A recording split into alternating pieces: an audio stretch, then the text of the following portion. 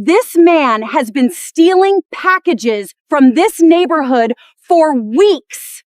Sylvia Peel's finger cut through the cold morning air, pointed directly at Mario like a weapon. Mario Delmore didn't move, didn't flinch. He stood on the public sidewalk and watched her point at him like he was something she'd found under her shoe. Officer, I want him arrested. Right now. Her voice was loud enough for 3 neighbors to hear. She wanted witnesses. She wanted a scene. She wanted him gone. Sylvia's chest rose and fell with the breathless satisfaction of someone who believed they had already won. But what Sylvia Peel didn't know was that the man she was trying to have arrested was the federal investigator already assigned to expose exactly what was happening on her block. Before continuing, comment where in the world you are watching from, and make sure to subscribe, because tomorrow's story is one you can't miss. The coffee was still hot. That was one of the things Mario Delmore appreciated most about mornings now. The fact that he could actually sit still long enough to drink it while it was hot. 12 years as a U.S. postal inspector meant 12 years of cold coffee, skipped lunches, and 6 a.m. briefings. Those days were behind him. He had the separation papers to prove it. He settled deeper into his porch chair and let the October air do its thing. It was cool, but not cold.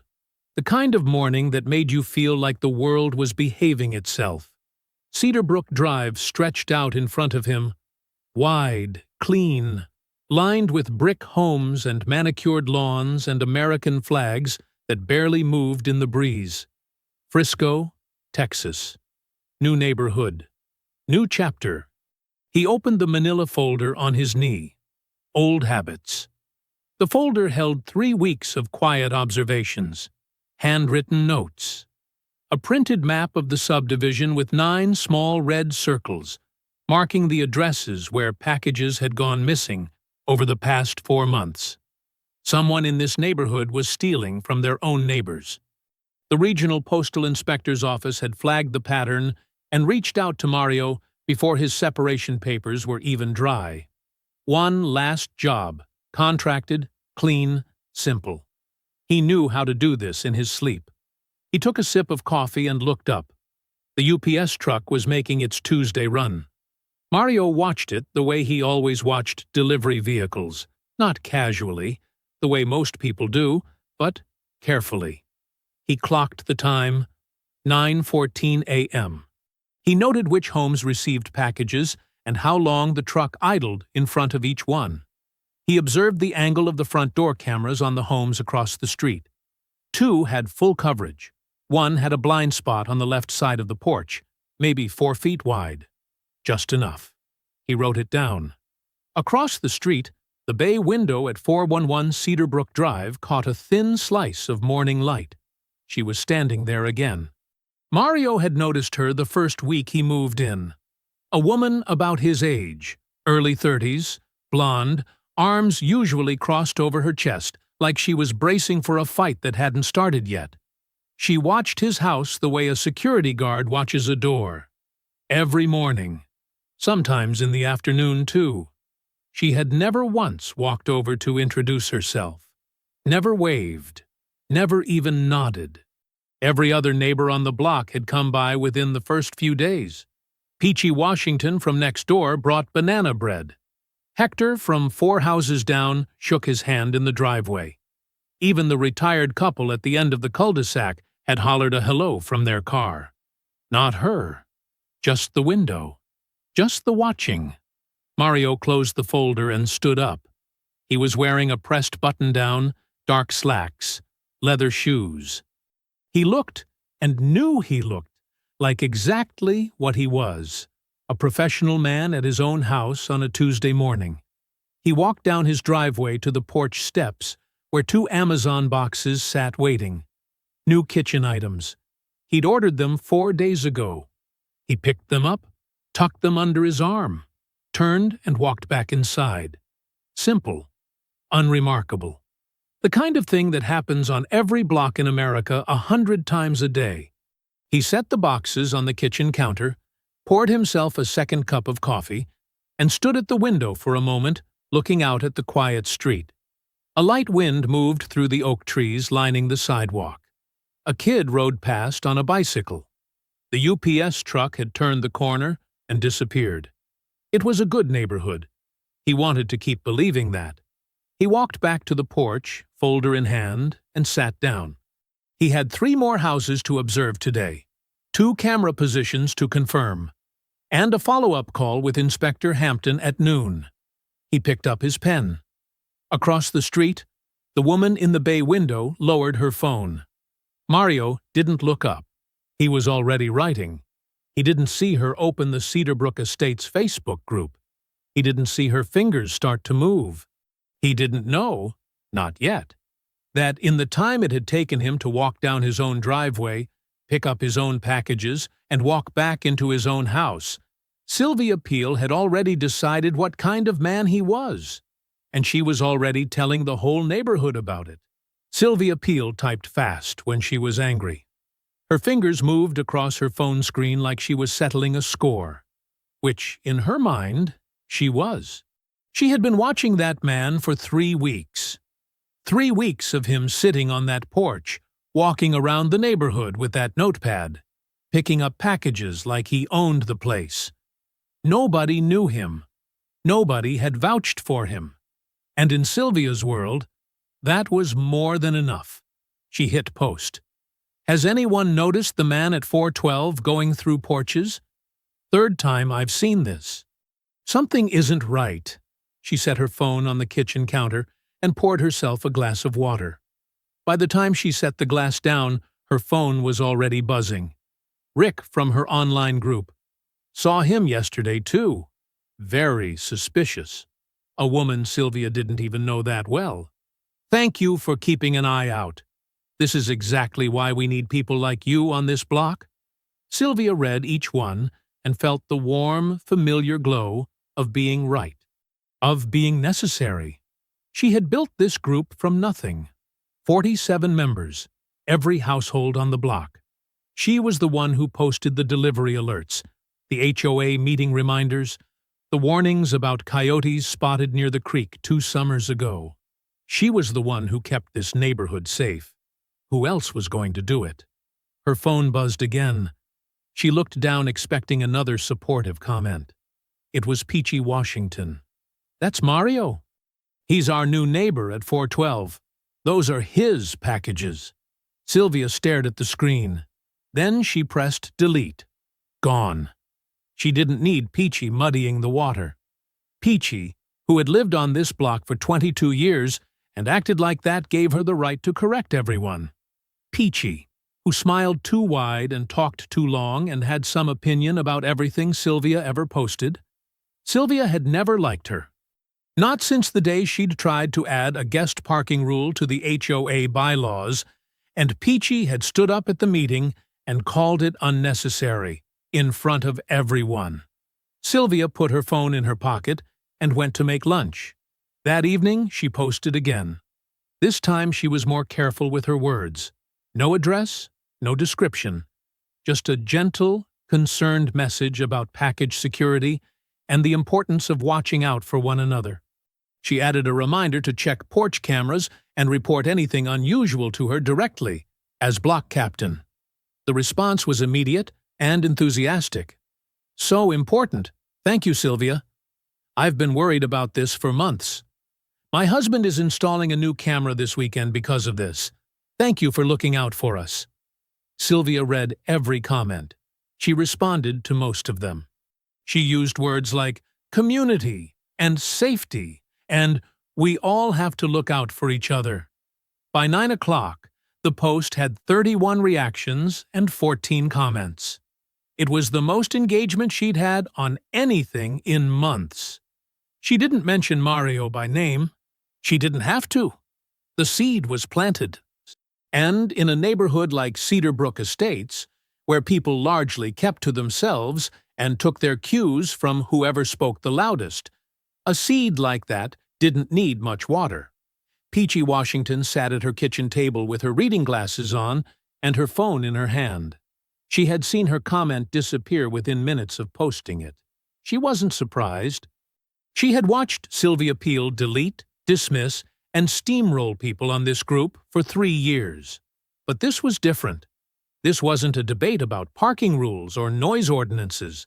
This was a woman building a case against a man who had done absolutely nothing wrong, and doing it quietly, carefully, in a way that left no fingerprints.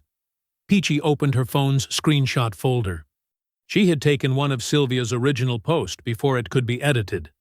She had taken another of the timestamp showing when her own comment had been removed.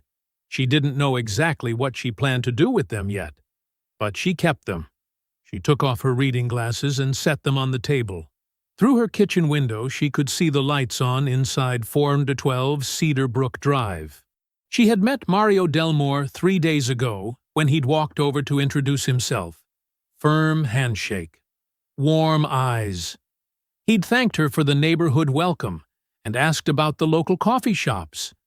He seemed like a good man. Sylvia was going to make his life very difficult. Peachy knew that as surely as she knew her own name. She had seen it before, on this very street, to another family, 2 years ago. She had watched then, said too little too late, felt the guilt of it for months after their moving truck disappeared around the corner. She was not going to watch again. Wednesday morning came in gray and cool. Mario was up by 7. He made coffee, reviewed his notes from the day before, and pulled up the neighborhood map on his laptop. He had 4 properties left to assess: camera angles, porch visibility, sight lines from the street. Clean, methodical work. The kind he could do with his eyes closed. He packed his notepad into his breast pocket, zipped his jacket, and stepped outside by 8:30. The street was quiet. A few cars backed out of driveways. A woman in workout clothes walked a golden retriever toward the park entrance at the far end of the block. Leaves skittered across the sidewalk in small, dry bursts. Mario turned left out of his driveway and started walking. He moved at a deliberate pace, not slow enough to look lost, not fast enough to look like he was trying to get somewhere. Just a man walking his neighborhood. He paused in front of a beige house on the corner, 407, and looked at the front porch. The camera mounted above the door was angled too steeply downward. It would catch a person standing at the door, but miss anyone approaching from the left side of the yard entirely. He wrote it down. Moved on. He stopped again outside a cream-colored house with a wide driveway. Looked at the mailbox cluster near the curb. Noted the oak tree blocking the sight line from the nearest streetlight. Wrote it down. He wasn't hiding what he was doing. He had no reason to. He was a contracted investigator doing a walkthrough in a neighborhood where packages were being stolen. Quietly, professionally, and well within his authorization. He never saw her watching. Sylvia had been at her bay window since 8 o'clock. She watched Mario leave his house. Watched him turn left. Watched him stop in front of houses, look around, and write things down. Her jaw tightened with each stop he made. She told herself she had been right all along. There he was, bold as anything, walking around the block like he was making a shopping list of everything worth taking. She picked up her phone. She had already called the non-emergency line 4 times in the past year. 4 calls, 4 times the responding officer had found nothing and left with a polite nod in her direction. Those experiences hadn't dimmed her certainty. They had only sharpened her frustration. This time, she dialed 911. 911, what's your emergency? Yes, I need to report a suspicious person in my neighborhood. Sylvia's voice was crisp and controlled. He's been casing homes for weeks. Right now, he's walking along Cedar Brook Drive writing things down. I believe he's been stealing packages. I have documentation. She gave the address. She gave a description. She used the word threatening once, carefully, like a card she'd been saving. 8 minutes later, a patrol car turned onto Cedarbrook Drive. Officer Nathan Lance had been on the job for 9 years. He had responded to enough suspicious person calls in neighborhoods like this one to recognize the pattern before he even stepped out of his vehicle. He pulled up slowly, assessed the scene, and climbed out. The woman waiting on the sidewalk was white, early 30s, arms folded tight across her chest. She moved toward him before he'd even closed his car door.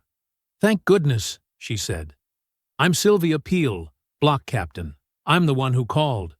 "That's him, right there." She pointed down the sidewalk at a black man in a jacket and slacks, standing calmly 20 feet away with both hands visible. "He's been doing this for weeks, going through porches, writing things down, taking packages. I have photos. Can I see them?" Lance asked. Sylvia pulled out her phone and held up the screen. It was a screenshot. A man walking on a public sidewalk. That was all. Lance looked at it for a moment. Then he looked at the man down the street. The man hadn't moved. He wasn't nervous, wasn't shifting his weight, wasn't doing any of the things people did when a patrol car appeared, and they had something to hide. He was just standing there, watching the situation with calm, patient eyes, both hands loose at his sides. Lance recognized that stillness. It wasn't the stillness of someone caught off guard. It was the stillness of someone who had been here before. "Stay here, please," Lance said to Sylvia, and started walking toward the man. Mario watched him come. He exhaled once, slow and quiet, and waited. Behind Lance, Sylvia followed anyway. Lance stopped 3 feet in front of Mario and looked him over once. Quick, professional, no hostility in it. "Sir, I'm Officer Lance with Frisco PD. I've received a complaint about suspicious activity in the area.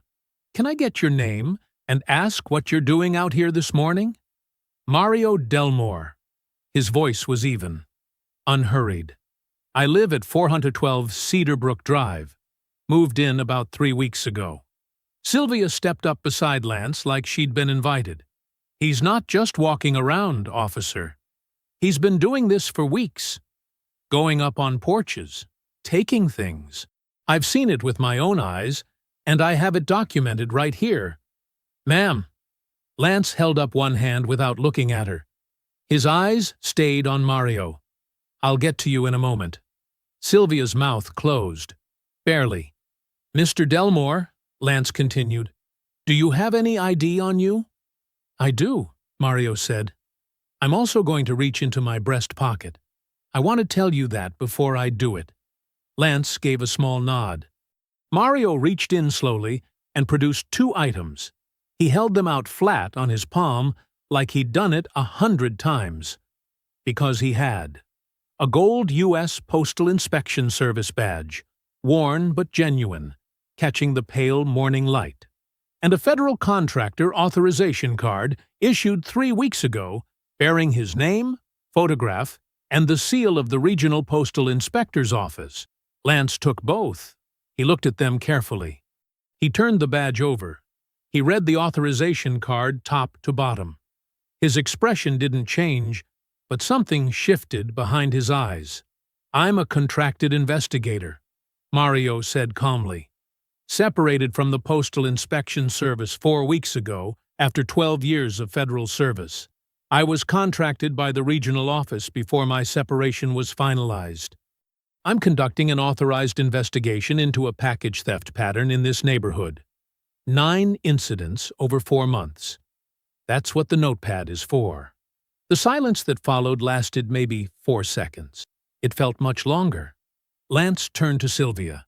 Sylvia's arms were still crossed, but the certainty had drained out of her face. Her mouth opened, then closed, then opened again. That doesn't mean anything. He could have gotten that badge anywhere. He could have. "These credentials are authentic," Lance said. His voice was flat and final. "I can verify them in my system right now, but I've seen enough federal contractor IDs to know what a real one looks like. He's been going through people's porches. You reported that he stole packages, Lance said. Did you personally witness him take a package from someone else's property? I saw him with boxes. From his own porch? Sylvia's jaw tightened. He could have taken those from anywhere. Ms. Peel. Lance's voice didn't rise. It didn't need to. You called 911 and reported a federal investigator conducting authorized work in his own neighborhood. I want you to understand what that means. He paused, making sure she was actually listening. Filing a false police report carries criminal exposure in this state. This interaction is now documented. Your name, your address, the nature of your complaint, and the outcome. He looked at her steadily. This is the fourth call of this nature on your record. Sylvia stared at him. A flush crept up her neck. Do you understand what I've just told you? I understand, she said. The words came out tight and clipped, like she was biting down on them. Lance turned back to Mario and held out both credentials. Mr. Delmore, I apologize for the interruption. You're free to continue. He pulled a business card from his front pocket and held it out. If you have any further issues, don't hesitate to call me directly. Mario took the card. Thank you, officer. Lance walked back to his patrol car without another word to Sylvia. He didn't look back. He got in, ran the credentials through his system, confirmed, federal, active contract, noted everything in his report, and pulled away from the curb. Sylvia stood on the sidewalk alone. Her face was red. Her arms were still crossed, but they weren't holding power anymore. They were holding her together. She turned and walked back to her house without looking at Mario. Her front door closed behind her hard enough to rattle the frame. Mario stood still for a moment. He looked at Lance's business card, then tucked it into his breast pocket beside his notepad. Well, the voice came from his left. Peachy Washington was standing at her garden fence 10 feet away, a small pair of pruning shears in one hand and a look on her face that was equal parts satisfaction and relief. She shook her head slowly. Welcome to the neighborhood, baby. The warmth in her voice was genuine and deep. I have been waiting 3 years for someone to shut that woman up. Mario looked at her. Then, for the first time since moving to Cedar Brook Drive, he smiled. Mario made a second pot of coffee at 6 o'clock. He knew he wouldn't sleep much anyway. The morning had stirred something in him. Not anger, not exactly, but a sharpened focus. The kind that settled into his chest and stayed there until a case broke open. He recognized it the way you recognize an old song. He hadn't felt it since his last investigation with the Federal Service, and here it was again, right on schedule. He sat down at his kitchen table, opened his laptop, and pulled up his case file. The update to Inspector Carol Hampton was routine. 3 paragraphs. Camera positions confirmed. 2 additional blind spots identified. No direct suspect contact. He attached his handwritten notes as a scanned document, the way Hampton always preferred, and hit send. Then he sat back and looked at the screen. He opened a fresh document and started building the timeline. 9 thefts. 4 months. He had the incident reports Hampton had forwarded to him before the contract started. Dates, addresses, descriptions of stolen items. He transferred each one onto a printed neighborhood map, marking each address with a red pen. When he was done, he spread the map flat on the kitchen table and looked at it under the overhead light. The first thing he noticed was the spacing. The thefts weren't random. They weren't scattered across the neighborhood in the careless pattern of an opportunist grabbing whatever they stumbled across. They were methodical, contained to specific streets, specific clusters of houses. He went back to the incident reports and added the timestamps. Every single theft had occurred between 10 in the morning and 2 in the afternoon. Every one. On weekdays only. Not a single weekend incident in 4 months. Mario circled the time window in red. He sat with that for a moment. 10 to 2. Weekdays. That wasn't luck. That was knowledge. Whoever was doing this knew exactly when these specific houses would be empty, knew the residents' work schedules, knew when deliveries were expected. This wasn't a stranger passing through and grabbing an opportunity. This was someone with access to information about this neighborhood's daily rhythms. Mario leaned forward. He opened the Cedarbrook Estates Facebook group on his laptop. Sylvia Peel had made the group public, visible to anyone, members or not. He scrolled back through 4 months of posts, HOA reminders, lost pet alerts, a debate about holiday lights. And then, every Monday morning without exception, a post from Sylvia Peel under the header, Weekly Community Patrol Schedule. Mario went still. He opened the first one.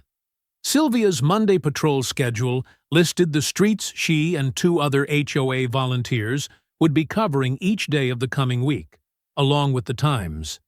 It was thorough, detailed, the kind of post that, on the surface, looked like responsible community organizing. He opened the second Monday post, then the third. Then he pulled up his theft timeline and laid it beside the patrol schedule posts. His stomach dropped. The pattern was exact. Every house that had been robbed was listed in Sylvia's weekly patrol schedules, specifically in the time windows after Sylvia's volunteer patrol had already passed through. The thief wasn't hitting houses at random during business hours. The thief was hitting houses in the precise gaps that Sylvia's own schedule left uncovered, the windows she had publicly posted every Monday for anyone to read. Mario sat back slowly. He looked at the map again. 9 red circles. He picked up his pen and drew a line connecting them in chronological order. Then he sat back and looked at where the lines converged, where the center of the pattern sat geographically. 4111 Cedarbrook Drive, Sylvia Peel's house. He didn't move for a long moment, just looked at it, right there in the middle of everything, not on the edge of the pattern, not near it, at the center of it. Every theft radiated outward from her address like spokes on a wheel. He thought about what Peachy had told him that morning at the garden fence, the way Sylvia ran the group, the way she controlled the information, the way she always seemed to know exactly what was happening on this block before anyone else did. He thought about Sylvia at her bay window, watching, always watching. The coffee in his mug had gone cold again. Mario reached over and closed the map. Then he closed his laptop. He sat in the quiet kitchen for a moment, listening to the house settle around him. Outside, Cedarbrook Drive was dark and still. Every porch light on the block, glowing like nothing in the world, was wrong. Someone in this neighborhood was robbing their own neighbors blind. And they had been hiding in plain sight the whole time. The real investigation had just begun. Peachy Washington made good coffee. That was the first thing Mario noticed when she handed him a mug on her front porch Thursday morning. Strong, dark, no nonsense. He wrapped both hands around it and settled into the wicker chair she'd pulled out for him like she'd been expecting company for years. "I figured you'd come by eventually," she said, settling into the chair beside him. "You've got that look." "What look is that?" "The one that means you're not done asking questions." She smiled at him over her own mug. "I taught middle school for 31 years. I know that look very well." Mario smiled back. Then he opened his notepad. He spent Thursday and Friday moving carefully through the neighborhood. He kept it casual. A new resident getting acquainted, learning names, stopping to chat over fences and at mailboxes. He wasn't recording conversations. He wasn't presenting himself as an investigator. He was just a man being neighborly, asking the kinds of questions new residents ask. "How long have you lived here? Do you know most people on the block? Have you had any trouble lately?" People talked. They always did. He heard the same things from different mouths. Sylvia Peel ran the HOA group like her personal kingdom. She decided who belonged and who didn't. If she liked you, the neighborhood embraced you. If she didn't, life got quietly complicated. Noise complaints, pointed comments at HOA meetings, posts in the group that made people look sideways at you without ever saying your name directly. But it was Peachy who gave him the most.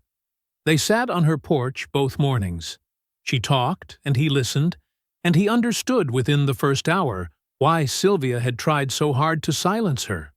Peachy Washington remembered everything. Dates, names, specific conversations. She had the memory of a woman who had spent 3 decades making sure 30 kids a year didn't fall through the cracks. 2 years ago, Peachy said, on Friday morning, setting her mug down firmly. Young family, the Hendersons, moved in on Magnolia Court. You know it, the side street that curves around near the park entrance. She paused. Sylvia filed a noise complaint against them the second week they were here. Then again the week after that. Then every week for 3 months straight. Did anything come of it? Nothing. Every single time, the responding officer found nothing. Because there was nothing. Those people were quiet as church mice. Peachy's jaw tightened. But it didn't matter. The complaints kept coming, and the posts kept appearing in the group. Vague little things, nothing you could point to directly. But everyone knew who she meant. By month 4, the Hendersons were gone. She looked out at the street. Nice family. 2 little girls. Mario wrote it down. Tell me about her finances, he said. Peachy glanced at him. You noticed, too. Hard not to. Peachy leaned back. Her husband Bert passed about 2 years ago. Heart attack, sudden. He had money, real estate, some investments. But from what I understood, it wasn't leave your widow rich forever money. It was comfortable money. Managed carefully money. She tilted her head. But about 6 months ago, Sylvia shows up in a brand new car. Then the kitchen renovation starts. I could hear the contractors from my living room for 3 weeks. And I've seen the shopping bags coming in. Nice ones. The kind with rope handles and tissue paper. All recent. All within the last 6 months, Peachy confirmed. Mario turned a page in his notepad. Tell me about her brother. Peachy's expression shifted. Something careful moved across her face. Glenn, she said. Flat. Like the name itself tasted off. Glenn Peel. Sylvia's younger brother, 28 years old. Moved in after Bert died. Sylvia said it was so she wouldn't be alone in the house. Peachy paused. He keeps to himself. Doesn't work, far as I can tell. Sleeps late. I see his car, beat-up gray thing, leaving mid-morning sometimes, back by early afternoon. Mario's pen stopped moving. Mid-morning, back by early afternoon. 10 to 2. He kept his face neutral. You ever have any direct problems with him? No. He just gives me a feeling. Peachy looked at him directly. The kind of feeling I learned to trust a long time ago. Mario closed his notepad and finished his coffee. The morning was warming up slowly, pale sunlight pushing through the oak trees along the fence line. Peachy, he said, I appreciate your time. You find who's doing this, she said simply. Not a request. Mario tucked the notepad into his pocket and stood up. He walked back to his house with his head down and his jaw set, already building the next layer of the case. Glenn Peel Jr. mid-morning. Gray sedan. Back by early afternoon. He wrote the name at the top of a fresh page and circled it. The envelope was crisp and white. It sat in Mario's mailbox Monday morning between a utility bill and a grocery store circular, looking official and deliberate. The kind of envelope that wanted you to know it meant business before you even opened it. The return address read, Cedarbrook Estates Homeowners Association, Board of Directors. Mario stood at the end of his driveway, looked at it for a moment, then carried it inside. He set it on the kitchen table and poured his coffee first. Then he sat down and opened it. The letter was 2 pages, single-spaced. It cited Section 4.7 of the Cedar Brook Estates Community Bylaws, prohibition of commercial and professional activity in residential zones, and informed Mario Delmore at 412 Cedar Brook Drive that the HOA board had received formal complaints regarding his conduct. It used phrases like unauthorized surveillance of residents and creating an atmosphere of unease within the community. It demanded that he immediately cease all investigative activity within the neighborhood and reminded him that continued violations could result in formal HOA sanctions. It was signed by 2 board members. Their names meant nothing to Mario, but the timing meant everything. He read it twice. Then he called Carol Hampton. Hampton picked up on the second ring. "Mario, did you get something from the Cedar Brook HOA?" A pause. "This morning." "Yes."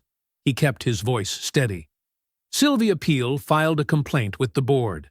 They're telling me to stand down, citing a residential use clause. I saw it." Hampton's voice had that careful, measured quality it always got when she was managing a situation.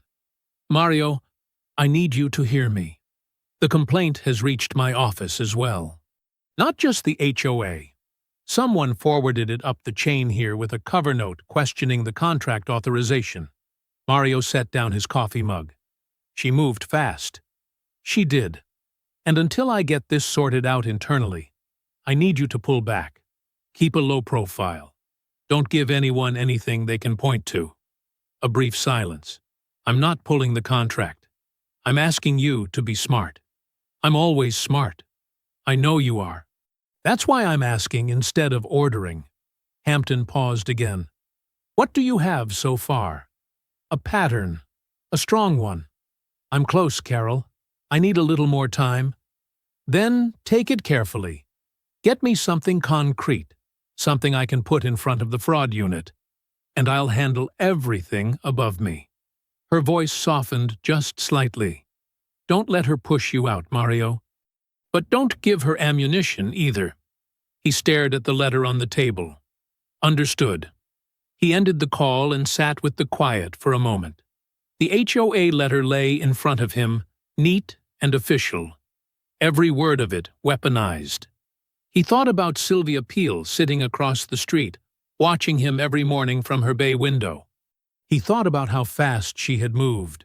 From the Facebook post, to the 911 call, to a formal HOA complaint, all within a week. She was organized.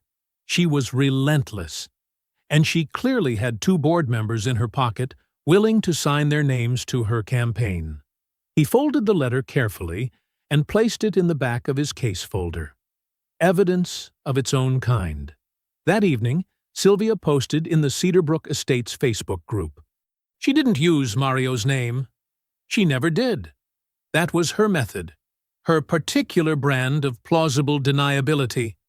The post read, "Happy to share that the HOA board has taken formal steps to address community concerns about unwanted surveillance and harassment of residents. Your safety and comfort are always the priority. Thank you all for your continued support." The comments came in fast. "Thank you, Sylvia. We feel so much safer knowing you're looking out for us. This is why we're lucky to have you as block captain." Finally! Someone had to do something. Sylvia responded to each one. Warm, grateful, humble. The picture of a woman who only ever wanted what was best for her neighborhood. Mario read the post from his kitchen table, phone in hand. He read it once. Then he set the phone down face first on the table and looked at the wall. She was good, he would give her that. Every move designed, every word chosen, building a case against him in the court of neighborhood opinion while his hands were legally tied. He picked up his pen. He turned to a fresh page in his notepad and wrote 2 words at the top. Stay quiet. Then, underneath it, in the same steady hand, keep digging. He wasn't going anywhere. The week after the HOA letter was quiet. too quiet. The kind of quiet that had weight to it. Mario kept his head down the way Hampton asked. No more sidewalk walkthroughs, no more stopping in front of houses with his notepad. He worked from his kitchen table, reviewing what he already had, building the timeline tighter, waiting. Sylvia didn't post anything directed at him.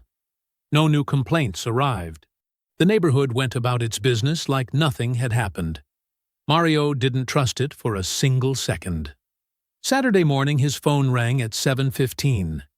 He knew from the first sound of her voice that something was wrong. Peachy Washington was not a woman who rattled easily. 31 years in a middle school classroom had burned most of the rattle out of her long ago. But the voice on the other end of the line was shaken, tightly controlled, the way people sound when they are working hard not to fall apart. "Mario?" A breath. "I need you to come over." He was out the door in 4 minutes. Peachy was standing in her driveway in her housecoat and slippers, arms wrapped around herself against the morning chill. Her car, a dark blue Honda she kept spotless, sat at the curb in front of her house. All 4 tires were flat, not slowly deflated, slashed. Deep, deliberate cuts on each one, the kind that took intention and a sharp blade. Mario crouched beside the front tire and looked at it without touching anything. Clean cuts. Someone who knew what they were doing. Someone who wanted it to be obvious. "When did you find it?" he asked. 7 o'clock. "I came out to get the paper." Her voice was steadier now that he was there. "I almost didn't see the note. It was tucked under the wiper blade." He stood up and looked at the windshield. A folded piece of white paper sat under the driver's side wiper.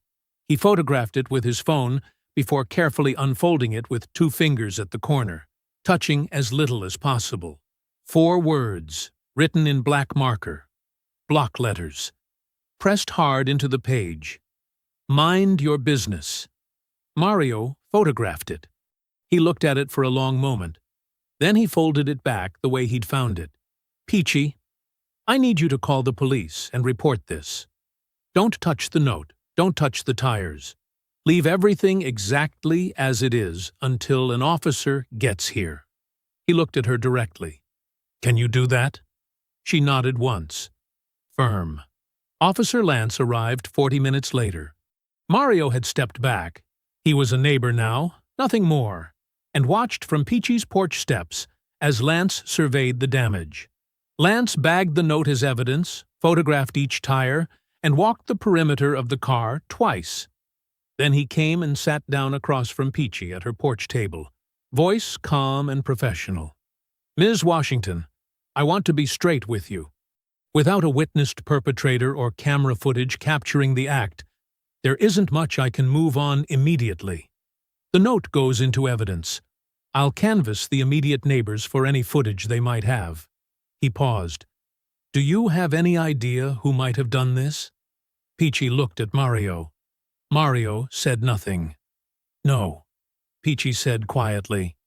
Lance left an hour later. After his patrol car disappeared around the corner, the street went still again. Mario and Peachy sat on her porch in silence for a while. The slashed tires sat at the curb like a message that didn't need translating. That afternoon, Peachy called him. "Mario." Her voice was different now. The steadiness was still there, but something underneath it had shifted. "I've been thinking since this morning. I'm 67 years old. I live alone. I don't have anyone coming to check on me every day. And whoever did this—" She stopped, started again. "I want to help you, I do, but I can't be a target. Not at my age, not by myself." "I understand," Mario said, and he meant it completely. "I'm sorry. Don't be. You've already helped more than you know." After he hung up, he sat at his kitchen table in the late afternoon quiet. The light through the window was the low orange kind that came at the end of October days. His notepad was open in front of him.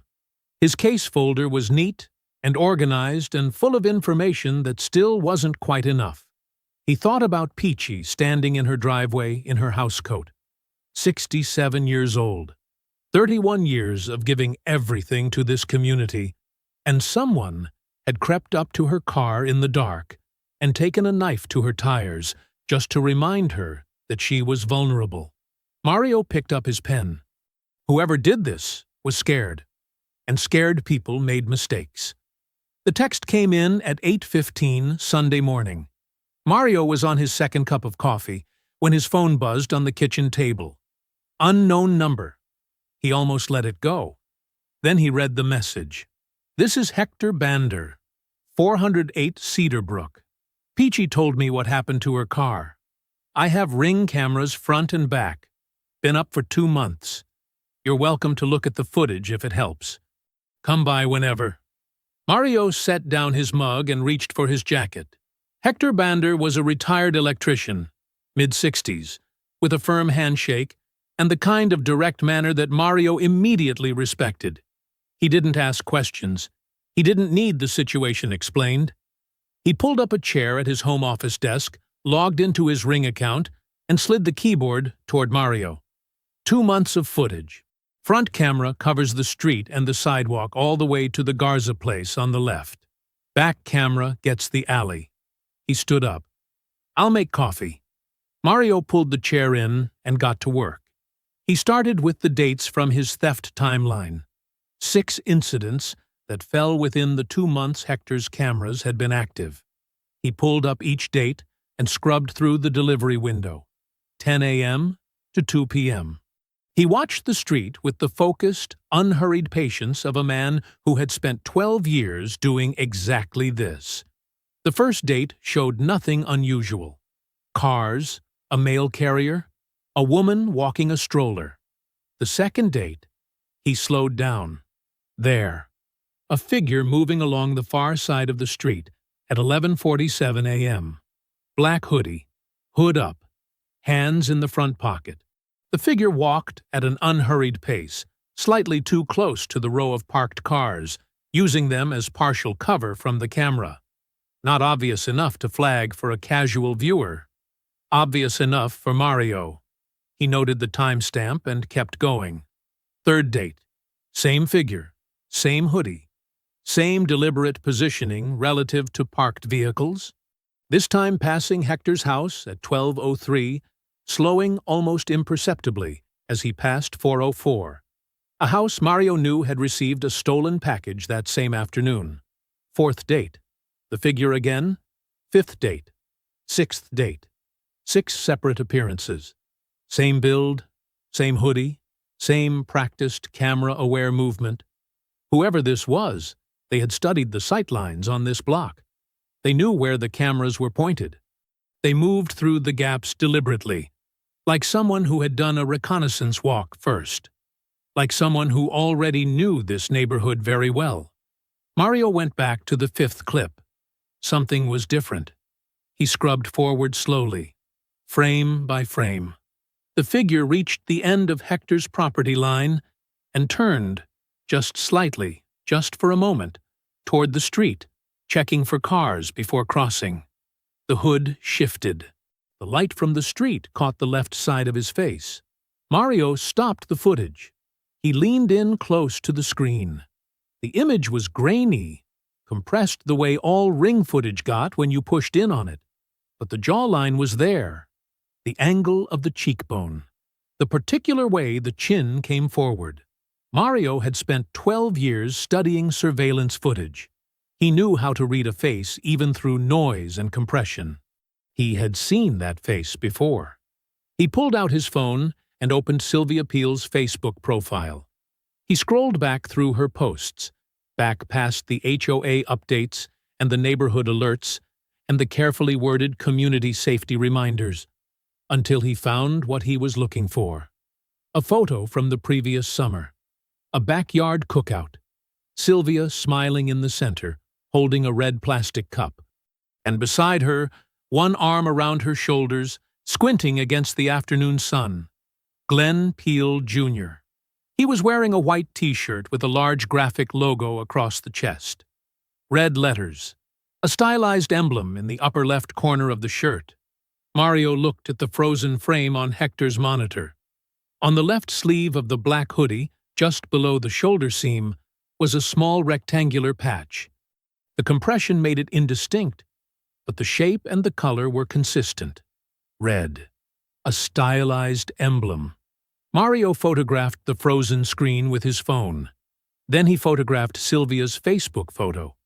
He placed them side by side on his screen and looked at them for a long time. Hector came back in with 2 mugs and set one beside the keyboard without a word. Mario sat back slowly. The evidence wasn't perfect. The freeze frame was grainy. The patch detail was circumstantial. He knew that. He knew it wouldn't be enough on its own. But it was a thread, a real one. And threads, pulled carefully, had a way of unraveling everything. He picked up his coffee. Then a thought moved through him, quiet and cold, like a draft under a closed door. Glenn had used Sylvia's HOA schedules. Glenn knew the delivery windows. Glenn moved through this neighborhood like someone who had studied it from the inside. Mario stared at the 2 photos on his screen. Did Sylvia know what her brother was doing? The question settled into the room and refused to leave. Mario drove to the regional postal office Monday morning with everything he had.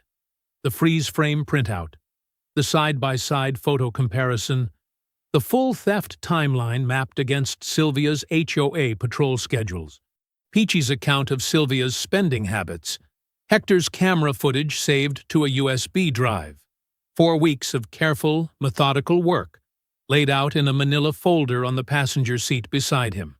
Carol Hampton met him in the 3rd-floor conference room. She closed the door, poured 2 cups of coffee from the machine in the corner, and sat down across from him without small talk. That was one of the things Mario had always respected about her. No preamble. Just work.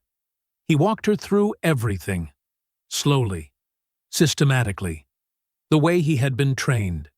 Hampton listened without interrupting, her reading glasses on, making small notes in the margin of her legal pad. When he finished, she sat back and looked at the spread of documents on the table between them. "It's compelling," she said. "It's more than compelling." "I know." She removed her glasses. "But compelling isn't actionable, Mario." "Not yet."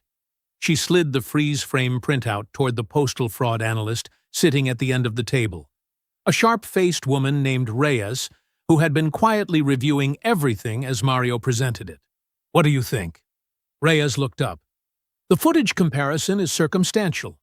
The patch detail is too degraded for a positive visual identification. A defense attorney would destroy it in 30 seconds. The financial pattern is suggestive but unverifiable without a warrant. And we can't get a warrant on suggestive." She set the printout down. "The schedule correlation is interesting. But interesting isn't probable cause." Mario looked at Hampton. Hampton held his gaze. "Get me something direct. A confirmed identity. A financial trail I can trace. Something that puts Glenn Peel Jr. at a specific address, at a specific time with a specific package." She paused. "I'm not dropping this. I'm asking you to go 1 level deeper." He drove home Monday evening in the kind of silence that didn't need a radio to fill it. He pulled into his driveway, killed the engine, and sat for a moment. The October sky was going dark early now, the way it did this time of year, the neighborhood streetlights flickering on one by one down the block. He got out, unlocked his front door, and stepped inside. He set his keys on the entryway table. He looked at the kitchen. His laptop was open. Mario stood completely still in the doorway. He never left his laptop open. 12 years of federal work had made that a reflex as automatic as locking his car. Closed and dark when he left. Always. He hadn't used it since Sunday evening, and he had shut it then. He was certain of that the way he was certain of his own name. He didn't touch it. He stood in the doorway and looked at the room. Nothing visibly disturbed. Nothing missing that he could see. But the laptop was open at a 45-degree angle, tilted toward the back door, like someone had been looking at the screen and hadn't bothered, or hadn't thought, to close it on the way out. He called Lance that night, laid it out clean. Lance told him to touch nothing. He was there within the hour, moved through the house professionally, noted the back gate showing fresh scuff marks on the latch. No forced entry. The latch had been lifted from outside, the way you could if you knew the mechanism. Lance documented everything. Told Mario he would follow up Tuesday morning. Mario barely slept. He was up at 6 Tuesday, when his phone started buzzing. 3 notifications from the Cedarbrook Estates Facebook group in less than 10 minutes. He opened the app. Sylvia had posted at 5:58 a.m. She had used his name this time. The post was long, detailed. It accused Mario Delmore of conducting illegal surveillance on residents, of intimidating an elderly neighbor, Peachy Washington, and of creating a threatening environment on the block. It included the photo of him with his notepad from weeks ago. It was carefully, surgically written, every word chosen to sound like genuine fear rather than calculated attack. By 6:30, it had 47 reactions and 22 comments. By 8 o'clock, someone had screenshotted it and emailed it to the regional postal office. Hampton called at 2 Tuesday afternoon. Her voice was flat and careful. "Mario, my superiors have flagged your contract. There's a formal complaint sitting on the Deputy Regional Inspector's desk right now.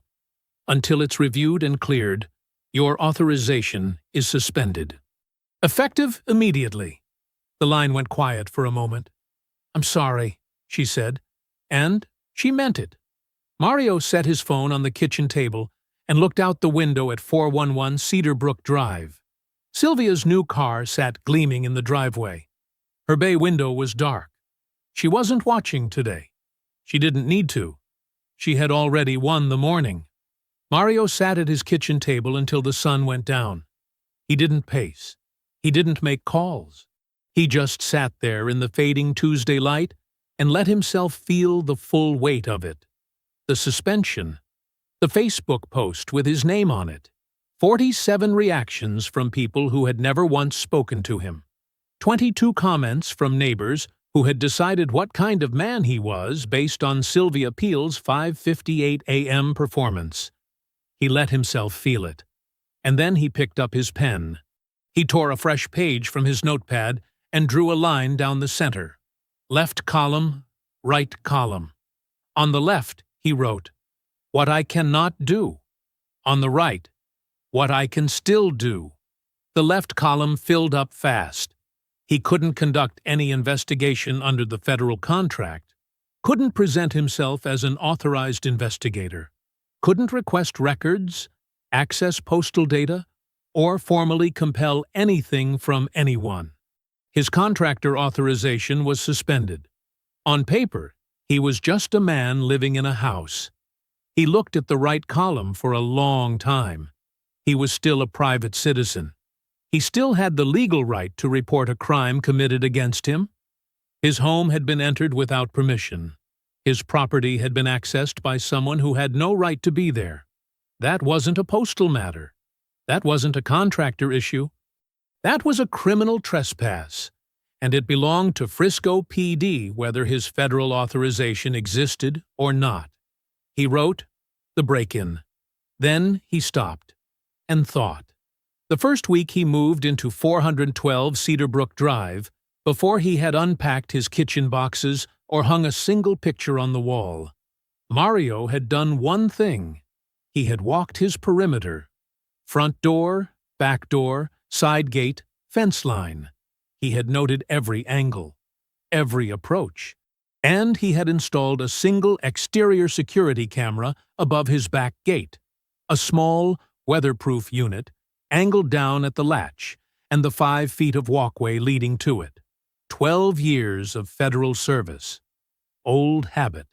He had never mentioned it to anyone because he had never needed to. Hampton didn't know about it. Lance didn't know about it. Sylvia Peel certainly didn't know about it. He stood up slowly from the table and got his laptop. He pulled up the camera application and navigated to Monday's footage. The timestamp he was looking for was between 10 a.m., when he left for the regional office, and 6 p.m., when he returned.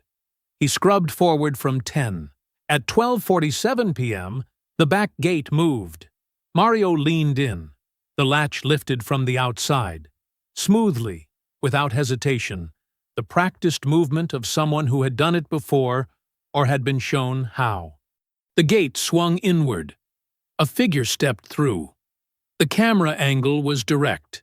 The light was good. No hood this time. No deliberate positioning away from sight lines. Because this time he hadn't known the camera was there. Glenn Peel Jr. looked almost relaxed as he crossed Mario's back walkway and tried the rear door. He spent 4 minutes inside the house. At 12:51, he came back out through the gate, latched it behind him, and walked away without looking back. Mario sat very still. He watched it twice more. Then he saved the footage in 3 separate places: his laptop, his phone, and a cloud backup he had set up before the contract even started. Then he sat back and thought about what he was looking at. Glenn had used a key, or something that functioned like one. The latch on Mario's back gate required either a key or the specific knowledge of how to manipulate it from outside, a technique that wasn't obvious unless someone had shown you. Either Sylvia had given Glenn access information about a neighbor's property, or Glenn had obtained it himself during one of his mid-morning reconnaissance passes through the block. Either way, it was criminal trespass, clean and documented. Mario looked at Officer Lance's business card, which had been sitting in the back of his case folder since that first morning on the sidewalk. He picked it up and turned it over in his fingers. Lance had given him this card directly. Not the department number, his personal line. If you have any further issues, don't hesitate to call me directly. That had been a deliberate offer. Mario had recognized it then, and he recognized it now. He dialed. Lance picked up on the 3rd ring. Mario spoke without introduction. I have camera footage of the person who broke into my house. I can identify him by name. I need to meet with you directly. Not through dispatch, not through a report form. Directly. A pause. Short and focused. Send me the footage tonight, Lance said. I'll be at your door at 8 tomorrow morning. Mario ended the call. He looked out the dark window at the quiet street. For the first time since Tuesday afternoon, he felt the weight begin to lift. Lance was at the front door at 8 o'clock exactly. Not 8:02. Not 8:15. 8 o'clock. Mario respected that. He opened the door before Lance could knock, handed him a coffee, and led him straight to the kitchen table where the laptop was already open, and the footage queued up. Lance set his coffee down, pulled the laptop toward him, and watched. He watched it once without speaking. Then he reached out and scrubbed back to the moment the gate latch lifted and watched that part again. He leaned in close, the way Mario had, studying the angle and the light. Then he sat back. That's a clean shot, he said. I know. You get his face full on for about 2 seconds right here. Lance tapped the screen at the moment Glenn stepped through the gate. That's enough. Mario slid a printed still frame across the table. The moment he had identified, Glenn's face turned fully toward the camera in the clear mid-morning light. Beside it, he placed a printout of Sylvia's Facebook cookout photo. Glenn Peel Jr. in both images, unmistakable. Lance looked at them side by side for a long moment. Then he pulled out his own notepad. Full name? Glenn Peel Jr., 28 years old. Resides at 411 Cedar Brook Drive with his sister, Sylvia Peel. Mario paused. Gray sedan. I don't have a plate, but Peachy Washington on the block can confirm the vehicle. She's seen it regularly. Lance was already writing. How did he get through the gate? Lifted the latch from outside. Either he was shown the mechanism, or he was given access information by someone who knew the property. Mario kept his voice even. I had not shared that information with anyone. Lance looked up. The implication hung between them, clear and unspoken. I'm going to run his name, Lance said. He stepped onto the front porch with his radio, and Mario poured himself a second coffee and waited. The morning was cold and bright, the kind of November day that looked warmer through a window than it actually was. 3 minutes passed. Then 5. Lance came back inside and sat down. His expression had shifted. Still professional, still contained, but with something new underneath it. The particular look of a man who has just found exactly what he was hoping not to find. "Glenn Peel, Jr. has a prior," he said. 3 years ago. Misdemeanor conviction. Receiving stolen goods. Charges were reduced from the original filing, which was felony possession of stolen property. He tapped his pen once on the table. He did 8 months probation.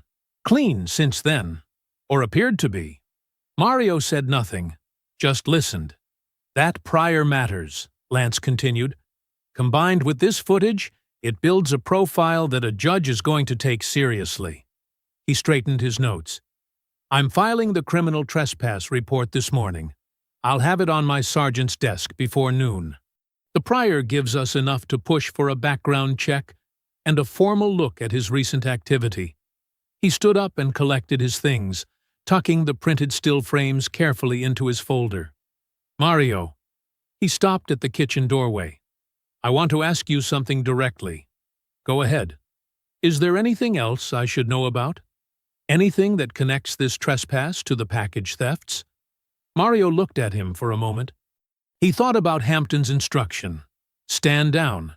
Nothing official.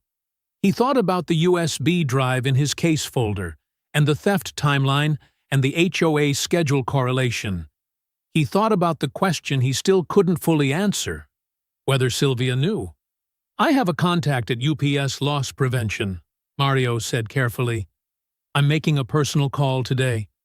As a private citizen who has had property stolen in this neighborhood," he held Lance's gaze.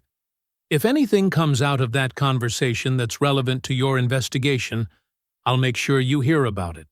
Lance held his gaze for exactly 2 seconds. Then he nodded once. "I'll be in touch." He let himself out. Mario stood at the kitchen window and watched the patrol car pull away from the curb. Then he picked up his phone and scrolled to a number he hadn't dialed in almost 3 months. A contact he had cultivated over 8 years of working package theft cases. A woman at UPS's National Loss Prevention Division who owed him 2 favors and had told him so, in writing, after a case he had cracked for her division in 2021. Her name was Torres. She picked up on the second ring. "Mario Delmore," she said. "I was wondering when you'd call in one of those favors." "Today," he said. "I need you to cross-reference 9 addresses for me against any insurance claims filed on stolen packages in the last 4 months. A pause. The sound of a chair rolling across a hard floor. "Send me the addresses," Torres said. "Give me until this evening." The call came at 7:42 Wednesday evening. Mario was at the kitchen table with a plate of food he hadn't touched when his phone buzzed. Torres. He picked up before the second ring. "I've got your results," she said. Her voice had the focused, clipped quality of someone who had spent the afternoon digging and found more than they expected. "You want the short version or the full version?" "Full version." "All right." The sound of papers moving. 9 addresses. I cross-referenced everyone against insurance claims filed in the corresponding delivery windows over the past 4 months. A pause. 3 of the 9 stolen packages were high-value insured shipments. We're talking electronics, jewelry, a medical device. Not cheap. What happened to the claims? 2 were filed as sender loss claims, meaning the shipping company absorbed the cost. Standard procedure when delivery is confirmed, but the package goes missing post-drop. Both were processed and closed. Another pause. Longer this time. The third one is where it gets interesting. Mario set down his fork. The third claim was filed through a third-party reshipping service. These are legitimate businesses. People use them all the time to forward packages to different addresses. But they can also be used to obscure the final destination of stolen goods. Torres's voice flattened. The name attached to the reshipping account is Glenn Peel Jr. Home address listed as 411 Cedar Brook Drive, Frisco, Texas. The kitchen was completely silent. "That's federal," Mario said. "That is very federal," Torres confirmed. Using the mail system, including package delivery services operating under federal postal agreements, to obtain goods through fraud or theft is federal mail fraud. Filing a false insurance claim on top of that adds another charge. We're not talking about a misdemeanor anymore, Mario. We're talking about a federal criminal complaint. Can you send me everything in writing? Documented, time-stamped, official UPS loss prevention letterhead? Already printing it. You'll have it in your email in 10 minutes. A brief silence. You need to get this to the right people fast. Once I file the formal flag on our end, it goes into a federal reporting queue automatically. You want your people briefed before it lands on a stranger's desk. Understood. Thank you, Torres. You can call it even on those favors, she said, and hung up. Mario opened his email and waited. The document arrived in 8 minutes. He read through it twice, then picked up his phone and called Carol Hampton. She answered on the 4th ring. Her voice was cautious. "Mario, I told you the contract is—" "I'm not calling about the contract." He kept his voice steady. "I'm calling as a private citizen reporting a federal crime. I have documented evidence from UPS loss prevention linking Glenn Peel Jr. at 411 Cedar Brook Drive to 3 counts of high-value package theft and a fraudulent insurance claim filed through a federal mail system. I have it in writing on official letterhead. Time-stamped and signed." The line went quiet. "Say that again," Hampton said. Slowly. He said it again. He heard the sharp intake of breath. Then the sound of her chair moving. Then silence as she read the document he forwarded to her phone in real time. "Mario." Her voice was different now. The caution was gone. In its place was something sharper, focused. "I need you to write up everything you have. Tonight. Unofficial summary. Personal capacity. No federal contractor language anywhere in it. Just a private citizen's account of what he observed and what he obtained through legal personal channels. I'll have it to you by midnight." "Good." A pause. "Your suspension. I want you to know I'm already working on getting that cleared. This changes the picture completely. The investigation has its own legs now." Her voice dropped slightly. "You did good, Mario. You did everything right." He didn't answer that. He just told her good night and hung up. He worked through the evening. The written summary took 2 hours. Every detail in clean, plain language. The timeline. The footage. The freeze frame. Torres's findings. Hector's camera footage. All of it laid out in chronological order, sourced and documented, with no federal contractor language anywhere in the document. Just a man writing down what he had seen and learned and proven. He sent it to Hampton at 11:50 p.m. Then he closed the laptop and sat in the quiet kitchen. Outside, Cedar Brook Drive was still and dark. The streetlights threw long orange rectangles across the empty road. Sylvia's house sat silent at 411, every window dark, the new car gleaming in the driveway. Mario looked at it for a long moment. By Thursday afternoon, a federal warrant had been issued for Glenn Peel Jr. Mail fraud, theft of U.S. mail, and criminal mischief. The last charge, anchored by fingerprints Lance's team had recovered from Peachy's vandalized vehicle that matched Glenn's prints on file from his prior conviction. The arrest was scheduled for Friday morning. Mario finally ate his dinner. Cold, but he didn't mind. Mario was up before the sun on Friday. He didn't set an alarm. He just woke at 5:30, with his eyes open and his mind already running. the way it always had before something significant happened. He made coffee, got dressed, pressed slacks, buttoned down, the same quiet professionalism he had worn every single day on this block, and took his mug to the front porch. He waited. The neighborhood was dark and still. A light frost had settled overnight, silvering the grass and the rooftops. The streetlights reflected off Sylvia's new car in the driveway across the road. The bay window was dark. The whole house was dark. Mario wrapped both hands around his mug and watched the street and let the cold air sit on his face. At 8:50, a dark blue sedan turned onto Cedarbrook Drive. Unmarked, but the profile was unmistakable to anyone who had spent 12 years working alongside federal agents. 30 seconds later, a Frisco PD patrol car followed it around the corner. Then, a second patrol car. Mario set down his mug. He watched Officer Lance step out of the lead patrol car in full uniform, back straight, moving with the deliberate, unhurried purpose of a man executing a lawful warrant. Two federal agents in plain clothes climbed out of the sedan. They converged on 411 Cedarbrook Drive from 3 angles without rushing. The moment the first car door closed, a light came on in Sylvia's front room.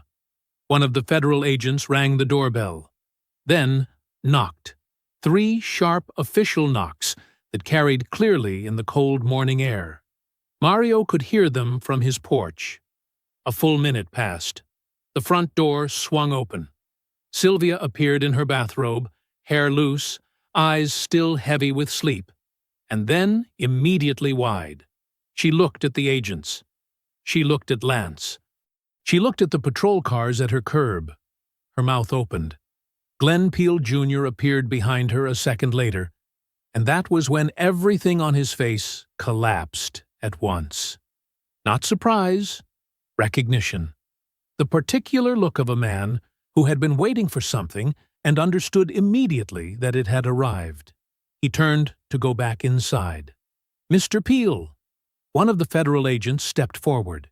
His voice was calm and absolute. "Glenn Peel Jr. We have a federal warrant for your arrest. Please step outside." Sylvia came alive. "No!" Her voice cracked across the cold air like something breaking. "No, this is wrong. This is completely wrong. He set this up." She pointed across the street directly at Mario. Her arm was shaking. "That man right there. He manufactured all of this. This is retaliation. This is what this is. He's been after my family since the day he moved in because I reported him and he couldn't handle it." "Ma'am." Lance stepped in front of her. Not unkindly, but immovably. "I need you to step back inside and let us do our job. He set my brother up." "Ma'am." His voice didn't rise. It didn't need to.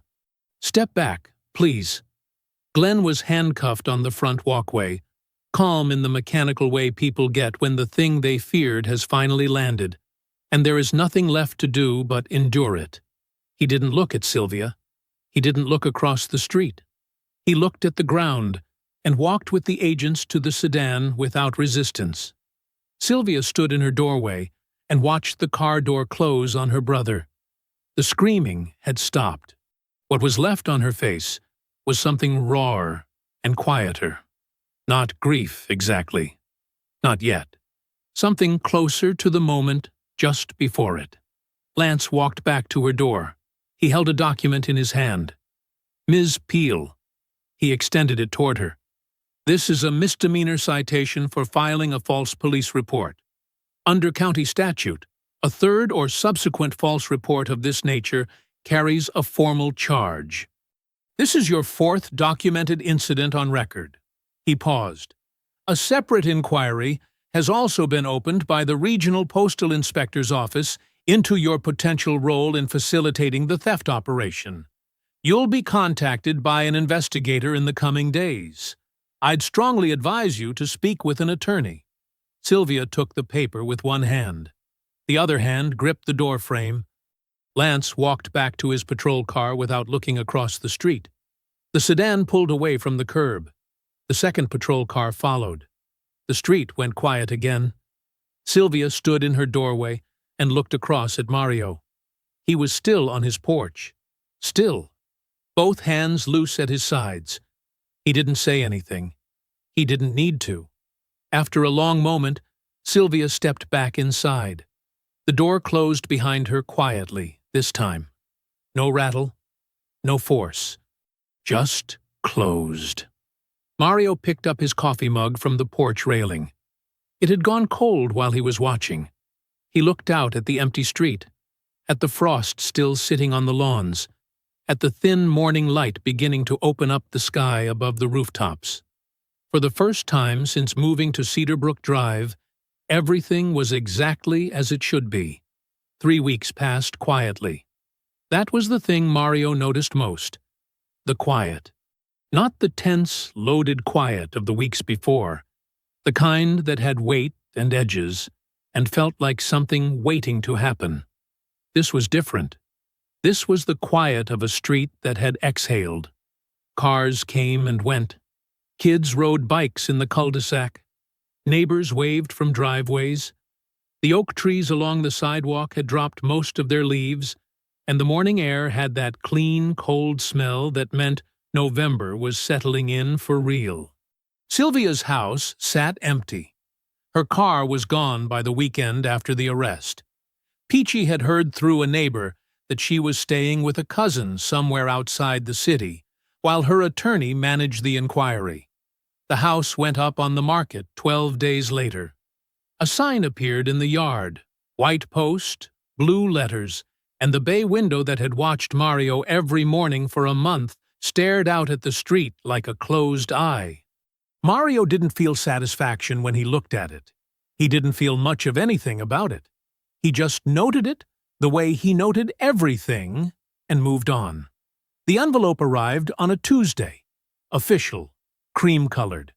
The seal of the U.S. Postal Inspection Service pressed into the upper left corner. Mario picked it up from the mailbox, looked at it for a moment, and carried it inside. He sat at the kitchen table, the same table where he had built his timeline, mapped his theft grid, drawn his 2-column list on the night Sylvia stripped his authorization, and opened it carefully. The letter was 3 paragraphs. Formal language, precise and clean, the kind of writing that meant exactly what it said and nothing more. It informed Mario Delmore that in recognition of his instrumental role in the successful closure of the Cedarbrook Estates package, theft investigation, which federal agents had subsequently connected to a broader regional reshipping fraud network operating across 4 North Texas subdivisions, he was being awarded a formal commendation of service, the highest recognition available to contracted investigators, signed by the Deputy Regional Inspector and countersigned by Carol Hampton. Mario read it once. Then he set it on the table and sat back. He thought about 12 years of cold coffee and 6 a.m. briefings and cases that lived in his chest long after the paperwork was filed. He thought about Peachy standing in her driveway in her house coat, jaw tight, holding herself together. He thought about Hector Bander sliding a keyboard toward him without asking a single question. He thought about Lance walking to that sedan on a cold Friday morning with a warrant in his hand and not once looking back for approval. He got up, found a frame in the hall closet, the good one, dark wood, bought for a certificate he hadn't known he'd need, and put the letter inside it. He hung it in the entryway. Eye level. The first thing anyone who walked through his front door would see. Peachy knocked at 2 o'clock.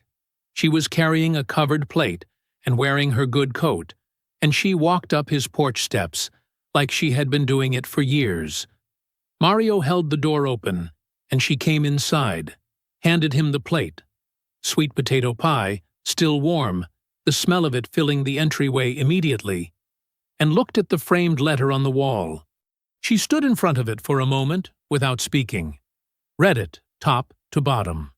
Then she made a small sound that wasn't quite a laugh and wasn't quite a sigh, but was something true in between. "Come sit outside," Mario said. They took the 2 porch chairs. Mario cut 2 slices of pie and brought them out on plates. The afternoon was cold and pale, the sky the flat white of late November. The street stretched out before them in the low, unhurried quiet of a weekday afternoon. "I relaunched the group this morning," Peachy said. "I saw. 51 members already. Every household on the block except one." She paused. "I called it Cedarbrook Neighbors. All welcome." "I know. I joined." She smiled at that. A real one, the kind that settled into her whole face. She looked out at the street, at the empty driveway across the road, at the for sale sign in the yard, at the frost-silvered lawns running all the way to the park entrance. She shook her head slowly. 22 years, she said. 22 years I have lived on this block. And this, right now, this is the first time it has actually felt like a neighborhood. Mario looked out at Cedarbrook Drive. The oak trees bare and clean against the white sky. A kid on a bicycle turning the corner at the far end of the block. A neighbor waving from across the street. A man Mario hadn't yet met, waving anyway. The easy wave of someone who had nothing to hide. He lifted his coffee cup. "Give it time," he said. "We're just getting started. If you enjoyed the story, leave a like to support my channel and subscribe so that you do not miss out on the next one. On the screen, I have picked 2 special stories just for you. Have a wonderful day.